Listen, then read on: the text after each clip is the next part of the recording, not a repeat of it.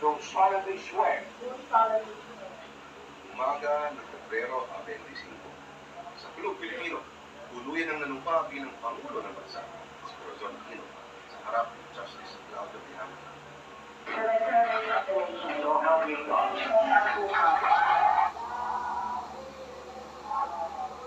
Kinahapunan, si Makoy hindi nagpahuli. Tauspuso ako ang papasalamat sa inyo lahat sa inyong tangkilong sa akin sa loob ng 20 taon at ngayon 21 taon. Nanumpa siya sa palasyo sa harap ng kanyang mga loyal supporters bilang Pangulo rin ng Pilipinas. Sa puntong ito, dalawa ang presidente ng bansa. Kinagabihan ng parehong araw umalis sa pwesto si Ferdinand Marcos at tuluyang lumipat patungong Estados Unidos. At dito natuloy ang namuno si Cory Aquino bilang Pangulo Republika ng Pilipinas. Dapat mahalagaan natin yung exercise ng pagboto. Lalo na ngayon sa panahon ng kapayapaan na walang dahilan para hindi tayo bumoto ng maayos. Doon natin pinakita sa mundo na mahalaga sa atin itong exercise na ito ng demokrasya. Masalimuot ang takbo diba? Sa ating bansa. Susuriin ang kasaysayan. Wala, totoong-totoo dito ang usapyan.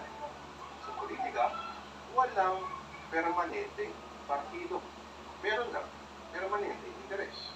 At saka wala ng isang matatag na party system sa Pilipinas, personalidad at hindi abilidad ang nananaig. Sa eleksyon at sa kampanya, dinadaan lang sa charm. Dahil personalidad ang labanan, imbis sa plataforma, personal din ang tirahan.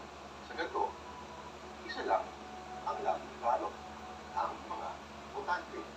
Yan ang loko. Sinasabi ko sa iyo, kung may epekto na yung black propaganda. Pag-number 2 na lang ako, bumaba ako ng isa. Ako, pero di naman siguro ako matatalo din, di ba? Wala ko natatalo. Sa May 9, umakasa ka mananalo ka. May 9 ang totoong survey, hindi itong mga survey na ito. Di ba? Parang familiar yung interview yan. Di ba? Talaga. Anong gagawin mo kanya pag natalo ka? Protesta kami. Ano sa Pilipinas? Wala kang talo. Lahat pwedeng mag-protesta. Lahat natataya, di ba? Protesta kami, tol. Tapos, pag yung korte, hindi pa rin sumang-ayon sa inyo, ano gagawin mo? Tol, magrarally kami. Marami ang kumataan. Mag-EDSA 2 kami. EDSA 2 Extreme Reloaded Part 2. Handa na yung mga bata mo dyan, di ba? Marami kami. Oo. Mahala ka sa dalo sa balik.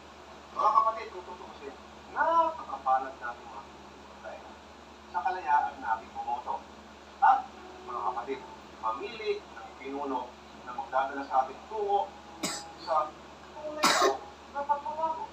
Mga kapatid, isang araw lang po eleksyon, pero napakalalim ng kabulugan nito.